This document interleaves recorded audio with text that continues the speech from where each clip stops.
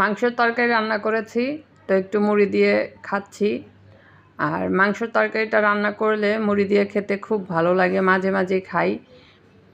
যখনই আর কি মাংসটা রান্না করি, গরুর মাংসটা, তখন মুড়ি দিয়ে বিকেলে দেখা যায় সন্ধ্যায় একটু ছেলে মেয়েকে নিয়ে একটু খাই, ভালো লাগে। তো কিছুদিন আগে আমি একটা ভিডিও দেখলাম একজনের, একটা ভালোই সোশ্যাল মিডিয়ায় পরিচিত একজনের মুখ, কিন্তু নাম বলবো না।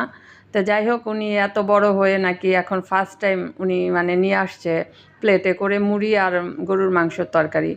আর এইভাবে বলছে যে মানে উনি এই প্রথম জানলো যে গরুর মাংসের তরকারি দিয়ে মুড়ি মাখাটা খেতে খুব ভালো লাগে। উনি ওনার শ্বশুরের কাছ থেকে জানতে পেরেছে, আর এই খাবারটা ওর সাথে উনি পরিচিত হয়ে অনেক মানে মজা পেয়েছে। এখন প্রায় উনি এই খাবারটা খায়। তো জানি না এটা কতটুকু সত্যি, আমার কাছে তো খুব হাস্যকর লাগলো।